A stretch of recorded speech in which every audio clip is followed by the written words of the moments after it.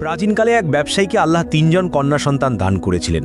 তারা বুদ্ধি ও সৌন্দর্যে অতুলনীয় ছিল। তাদের মায়ের মৃত্যু হয়েছিল ছোটবেলাতেই। সেই ব্যবসায়ী একসাথে তাদের জন্য বাবা এবং মায়ের ভূমিকায় ছিলেন। ব্যবসায়ী তাদেরকে অত্যন্ত আদরে রাখতেন। তারা যা চাইতো তাই কিনে দিতেন। গ্রামের সব লোক তাদের এই বিলাসবহুল ও আরামদায়ক জীবন দেখে মনে মনে হিংসা করত। একদিন সেই ব্যবসায়ী আল্লাহর ঘর কাবা শরীফে হজে যাওয়ার ইচ্ছা করলেন। অতঃপর হজের সময় ঘনিয়ে এলে তিনি চিন্তিত হয়ে পড়লেন যে তিন কন্যাকে নিয়ে কি করবেন, কারণ তার এই গ্রামে কোনো আত্মীয় স্বজন নেই। তাহলে কি তিনি তাদেরকে একা বাড়িতে রেখে যাবেন? তিনি সারা রাত এই বিষয়ে ভাবতে লাগলেন। অতঃপর ভোর হলে বাজারে গিয়ে তিনি তিন কন্যার জন্যে একটি কুকুর, একটি মোরগ, একটি বিড়াল এবং একটি গাধা কিনে আনলেন। তারপর সেই পশুগুলোকে বললেন তারা যেন তাদের চোখ কখনো তার কন্যাদের থেকে সরিয়ে না নেয়। এরপর তিনি কন্যাদেরকে বললেন, আমি তোমাদের জন্য 2 মাসের জন্য প্রয়োজনীয় সব কিছু কিনে রেখেছি। আটা, শুকনো মাংস, তাজা মাংস, তেল, চিনি এবং যা যা দরকার। আমি ফিরে আসা পর্যন্ত তোমরা কারো সাথে কথা বলবে না এবং দরজাও খুলবে না। যদি কিছু প্রয়োজন হয় তাহলে তোমাদের একজন ছাদে উঠে প্রতিবেশী খালাকে ডাকবে। আমি ফিরে এসে তার দেওয়া জিনিসের দাম পরিশোধ করব। অতঃপর তিনি তাদের বিদায় জানিয়ে কাফেলার সাথে রওনা হয়ে গেলেন। একদিন বড় মেয়ে মাছের আঁশ ছাড়াচ্ছিল। বিড়ালটি তখন গন্ধ পেয়ে রান্নাঘরে ঘুরতে লাগলো এবং মিউ মিউ করতে লাগলো। তখন মেয়েটি ঝাড়ু দিয়ে বিড়ালটিকে মারলো এবং বলল, সরে যা আমার সামনে থেকে, অভিশপ্ত কোথাকার। তখন বিড়ালটি রেগে গিয়ে বলল, তুমি দেখবে আমি তোমার সাথে কি করি, এর জন্য তোমাকে আর তোমার বোনদেরকে অনুতপ্ত করব। তারপর বিড়ালটি করিডোরে গিয়ে ডিয়াসেলাইয়ের বাক্সের ওপর প্রচ্ছাপ করে দিল। অতঃপর সন্ধ্যায় যখন মেয়েটি রান্না করতে গেল তখন দেখল ডিয়াসেলাই ভিজে গেছে আর কাঠিগুলো নষ্ট হয়ে গেছে। তখন সে ছাদে উঠে প্রতিবেশী খালাকে ডাকলো, কিন্তু খালা তখন বাড়িতে ছিলেন না। তখন মেয়েটি বলল, এখন আমি কোথা থেকে ডিয়াসেলাই আনবো এই রাতে? অথচ বাবা আমাদেরকে কাউকে ডাকতে নিষেধ করে গেছেন। এই কথা শুনে মোরগ বলল, আমি দূরে আগুন জ্বলতে দেখছি। তখন মেয়েটি বলল, হ্যাঁ, সেটা জঙ্গলের মাঝখানে। অতঃপর তারা 3 বোন একসাথে আগুনের দিকে হাঁটতে লাগলো। চলতে চলতে তারা জঙ্গলের মাঝখানে একটি কুঁড়ে ঘরের কাছে পৌঁছে গেল। তখন বড় মেয়ে দরজা কড়া নাড়তেই এক মহিলা দরজা খুলল। মহিলাটি মুখের কিছুটা অংশ কাপড় দিয়ে ঢেকে রেখেছিলেন এবং কর্কশ কণ্ঠে বললেন, এই মেয়ে, তুমি কি চাও? দেখছো না এখন বেশ রাত হয়েছে? তখন মেয়েটি আগুনের দিকে ইঙ্গিত করে বলল, মাফ করবেন খালা, আমি আর আমার বোনেরা রান্না করার জন্য একটি কাঠি নিতে এসেছি। মহিলাটি 3টে মোটাসোটা মেয়েকে দেখে ধূর্তভাবে হাসলেন এবং বললেন, আমি তোমাকে একটি ছুরি এনে দিচ্ছি যাতে তুমি একটি কাঠি কেটে নিতে পারো। অতঃপর ভিতরে গিয়ে মহিলাটি দাঁত বের করে দিলেন আর তার চেহারা ভয়ঙ্কর হয়ে উঠল, কারণ সেই মহিলা ছিল জঙ্গলে বসবাসকারী এক ডাইনি, যা সেই 3 বোন জানত না। আর সে এখন তাদের 3 জনকে গ্রাস করতে চাইছিল। অতঃপর সেই ডাইনি তার একটি বড় ছুরি নিয়ে ধার দিল। যখন ছুরিটি খুব ধারালো হয়ে উঠল তখন সে সেই ছুরিটি বড় মেয়ের হাতে দিল। অতঃপর মেয়েটি যখন কাঠি কাটছিল তখন তার আঙুল কেটে গেল এবং সে কাঁদতে শুরু করল। তারপর বাড়িতে ফেরার পথে আঙুল থেকে রক্ত ঝরছিল। কুকুরটি তখন তার পেছনে দৌড়ে রক্তের ফোঁটা মাটি দিয়ে ঢেকে দিচ্ছিল, কিন্তু ধূর্ত বিড়ালটি মাটি খুঁড়ে সেই দাগ প্রকাশ করে দিচ্ছিল যাতে ডাইনি দেখতে পায়। অতঃপর বাড়ি ফিরে মেয়েটি কাপড়ের টুকরো দিয়ে ক্ষতস্থান বেঁধে ফেলল এবং 3 বোন মিলে খাবার রান্না করল এবং চুলায় কিছু আগুনের কয়লা দেখে দিল যেন পরে সেখান থেকে আগুন নিতে পারে। তারপর তারা প্রতিদিনের মতো মোমবাতি বাঁচাতে তাড়াতাড়ি ঘুমিয়ে পড়ল। এদিকে মধ্যরাতে ডাইনি বেরিয়ে পড়ল এবং রক্তের দাগ অনুসরণ করে ধীরে ধীরে এগোতে লাগলো যাতে কেউ তাকে দেখতে না পায়। অতঃপর সে ব্যবসায়ীর বাড়িতে পৌঁছে বলল, আজ রাতে আমি বড় মেয়েটিকে খাবো। অতঃপর ডাইনির দরজার কাছে এসে এক বিকৃত সুরে গান গাইতে লাগলো, 3টি মেয়ে, চর্বি আর মাংসে ভরা, একটি ঘরে আগুন আর কয়লা ধরা, প্রথম জনকে দিলাম আগুনের কাঠি, খেয়ে ফেলবো তাকে ভোরের আগে সাথী। তখন গাধা ডেকে বলল, আমার প্রভু আমাকে তাদের দায়িত্ব দিয়ে গেছেন, আল্লাহর কসম তুমি তাদের স্বাদও পাবে না। তখন ডাইনি গাধার উপর ঝাঁপিয়ে পড়ল এবং তাকে খেয়ে ফেলল। তারপর তৃপ্ত হয়ে নিজের কুঁড়ে ঘরে ফিরে গেল। যাওয়ার সময় সে মনে মনে বলল, যে তোমাকে গাধা বলেছে সে মিথ্যা বলেনি। যদি মুখ বন্ধ রাখতে তাহলে হয়তো এখনো বেঁচে থাকতে।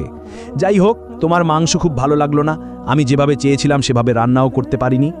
অতঃপর পরের দিন রাতের মাঝামাঝি সময় ডাইনি আবার এলো এবং আগের মতোই গান শুরু করলো, 3টি মেয়ে, চর্বি আর মাংসে ভরা, একটি ঘরে আগুন আর কয়লা ধরা, প্রথম জনকে দিলাম আগুনের কাঠি, খেয়ে ফেলবো তাকে ভোরের আগে সাথী।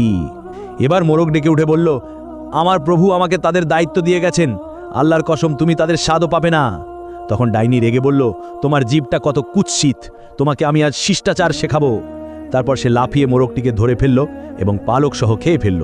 কিন্তু মোরগে তার পেট ভরল না, তাই আবার গান শুরু করল, 3টি মেয়ে, চর্বি আর মাংসে ভরা, একটি ঘরে আগুন আর কয়লা ধরা, প্রথম জনকে দিলাম আগুনের কাঠি, খেয়ে ফেলবো তাকে ভোরের আগে সাথী। কিন্তু এবার কুকুর তার সামনে দাঁড়িয়ে গেল এবং জোরে ঘেউ ঘেউ করে বলল, আমার প্রভু আমাকে তাদের দায়িত্ব দিয়ে গেছেন। আল্লাহর কসম, আমি যতক্ষণ বেঁচে আছি তুমি তাদের কাছে পৌঁছাতে পারবে না। আসলে কুকুরটি ছিল বিশাল বড় ও ভয়ঙ্কর, তাই ডাইনি ভয় পেয়ে পিছন ফিরে না তাকিয়েই পালিয়ে গেল। অতঃপর নিজের ঘরে ফিরে ডাইনি ভাবতে লাগল, এখন উপায় কি? ওই কুকুর আমাকে 3 বোনের কাছে পৌঁছাতে দিচ্ছে না। অতঃপর পরের দিন রাতে ডাইনি নিজের আসল রূপ লুকিয়ে ছদ্মবেশ নিল এবং মাথায় এক থালা মাখন ও মধু নিয়ে এলো এবং দরজায় কড়া নাড়ল। সে বাহির থেকে দাবি করল সে তাদের ফুফু মাবরুকা, কিন্তু তবুও মেয়েরা দরজা খুলল না, বরং ভয়ে সরে দাঁড়ালো। তখন ডাইনি বলল, ভয় পেও না, আমি তোমাদের খবর নিতে এসেছি। তোমাদের বাবা আমাকে পাঠিয়েছেন খাবার নিয়ে আসতে এবং তোমাদের সঙ্গে আড্ডা দিতে, সুন্দর সুন্দর গল্প শোনাতে। গতরাতে ওই দুষ্টু কুকুর আমাকে কাছে আসতে দেয়নি, দাঁত বের করে ঘেউ ঘেউ করছিল। অল্পের জন্য আমি বেঁচে ফিরেছি।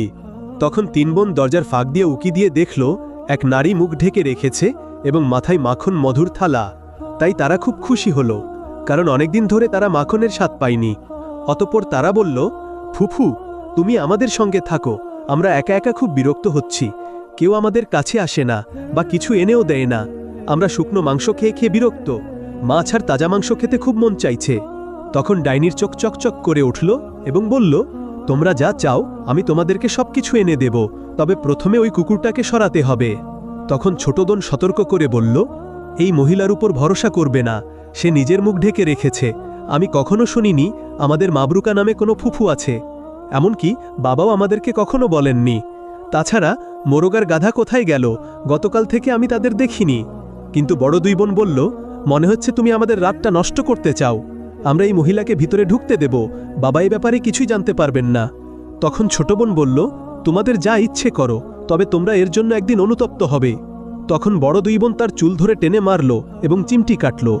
তারপর তারা 2 বোন মিলে কুকুরটিকে আক্রমণ করে মেরে ফেলল এবং বাড়ির ভূগর্ভস্থ গুদামে ফেলে দিল। তখন ডাইনি খুশিতে গান ধরল, কুকুরটাকে তার সাথীরাই মেরেছে, গুদামে ফেলে রেখেছে, এবার তোমাদের একে একে খাবো, প্রতিবেশীরা খবরও পাবে না। কিন্তু মৃত কুকুর নড়ে উঠল এবং উত্তর দিল, আমার প্রভু আমাকে তাদের দায়িত্ব দিয়ে গেছেন, আল্লাহর কসম, তুমি তাদের স্বাদও পাবে না। এটা শুনে ডাইনি ভয়ে পালাতে পালাতে চিৎকার করে বলল, মরে যাওয়ার পরও কুকুরের ঘেউ ঘেউ। যখন মেয়েগুলো আমার হাতে তখনও সে কথা বলছে, কিভাবে কুকুর মরে গিয়েও কথা বলে? অতঃপর পরের দিন রাতের মাঝখানে ডাইনি আবার এসে বলল, তোমরা যদি চাও আমি তোমাদের সঙ্গে থাকি, তাহলে কুকুরটাকে পুড়িয়ে ফেলতে হবে। তখন মেয়েরা আগুন জ্বালালো এবং কুকুরটিকে তাতে ফেলে দিল। ডাইনি তখন আনন্দে দরজার কাছে এসে গান গাইল, বাড়িতে 3 মেয়ে আছে, কুকুরটাকে আগুনে পুড়িয়েছে, এবার তোমাদের একে একে খাবো, প্রতিবেশীরা খবরও পাবে না। কিন্তু কুকুর তখন ছায়ের মাছ থেকে কথা বলল, আমার প্রভু আমাকে তাদের দায়িত্ব দিয়ে গেছেন, আল্লাহর কসম, তুমি তাদের স্বাদও পাবে না। এটা শুনে ডাইনি আতঙ্কে পালাতে পালাতে চিৎকার করে বলল, পুড়িয়ে ছাই করেও কুকুরের ঘেউ ঘেউ। যখন মেয়েগুলো আমার হাতে তখনও সে কথা বলছে, কিভাবে কুকুর মরে গিয়েও কথা বলে? অতঃপর পরের দিন রাতে ডাইনি আবার এসে বলল, তোমরা ছাইগুলো কুয়াতে ফেলে দাও। এমন সময় কুকুর আবার কথা বলল, ফলে সে আগের মতোই পালিয়ে গেল। এভাবে যতবারই ডাইনি ফিরে আসত, কুকুরের কণ্ঠ শুনত, আমার প্রভু আমাকে তাদের দায়িত্ব দিয়ে গেছেন, আল্লাহর কসম, তুমি তাদের স্বাদও পাবে না। ফলে ডাইনি হতবুদ্ধি হয়ে পড়ল, কিছুই বুঝতে পারল না। অতঃপর একদিন বাবা হজ থেকে ফিরে কন্যাদের জিজ্ঞেস করলেন, মোরগ, বিড়াল, গাধা আর কুকুর কোথায়? তখন ছোট বোন সব ঘটনা খুলে বলল। তখন বাবা কন্যাদের বললেন, তোমার ছোট বোন ঠিক বলেছে, আমার তো কোনো বোন নেই, ওই নারী ছিল এক ডাইনি, সে তোমাদের পিছু নিয়েছিল এবং তোমাদের বাড়ির ঠিকানা জেনে গিয়েছিল। যদি ওই বিশ্বস্ত কুকুর না থাকতো, সে তোমাদের খেয়ে ফেলতো, আমি অবশ্যই তার প্রতিশোধ নেব। বাবার কথা শুনে মেয়েরা কুকুরের জন্য গভীরভাবে শোকাহত হলো এবং নিজের কাজের জন্য অনুতপ্ত হলো। তারপর বাবা দরজার পরে বড় একটি গর্ত খুঁড়ে তাতে আগুন জ্বালালেন, উপরে বালি ছিটিয়ে ঢেকে রাখলেন যাতে কিছু বোঝা না যায়। অতঃপর রাতের মাঝখানে ডাইনি চুপি চুপি এসে বাড়ির কাছে এলো। সে কুকুরের কোনো শব্দ শুনতে পেল না, তাই আনন্দে নাচতে নাচতে গান ধরল, অবশেষে তোমার হাত থেকে মুক্তি পেলাম হে কুকুর, অবাধ্যতার পর তোমাকে কুয়োতে ফেলে ছাই করে দিয়েছি। কিন্তু যখন সে পা বাড়িয়ে দরজার কাছে এলো, তখন গর্তে পড়ে গেল এবং আগুনে পুড়তে যেতে লাগলো। তখন বাবা ও কন্যারা বেরিয়ে এসে পাথর ছুঁড়ে মারতে লাগলো, যতক্ষণ না ডাইনি মারা গেল। তারপর তার মৃতদেহ টেনে বের করে কুকুরকে খেতে দিল। পরদিন তারা ডাইনির ঘরে গিয়ে দেখে করিডোরে সোনায় ভর্তি একটি সন্দুক রয়েছে। তখন তারা সেটি নিয়ে আসলো, ফলে সেই ব্যবসায়ী শহরের ধনী ব্যক্তিদের একজন হয়ে গেলেন। অতঃপর তিনি নিজের বাড়ির জায়গায় প্রাসাদ তৈরি করলেন এবং পাহারা দেওয়ার জন্য নতুন কুকুর কিনলেন এবং 3 কন্যাকে নিয়ে সুখে বসবাস করতে লাগলেন। আর বিড়ালটিকে স্নেহ যত্ন করতে শুরু করলেন, যতক্ষণ না বিড়ালটি তাদের বন্ধু হয়ে যাচ্ছিল। প্রিয় দর্শক, ভিডিওটি এই পর্যন্ত দেখার জন্য আপনাকে আন্তরিক শুভেচ্ছা জানাচ্ছি। কষ্ট করে কমেন্ট বক্সে আপনার নাম এবং কোন জায়গা থেকে ভিডিওটি দেখেছেন সেটি লিখে ফেলুন, কারণ আমি সময় পেলেই আপনার কমেন্ট পড়তে আসব ইনশাআল্লাহ।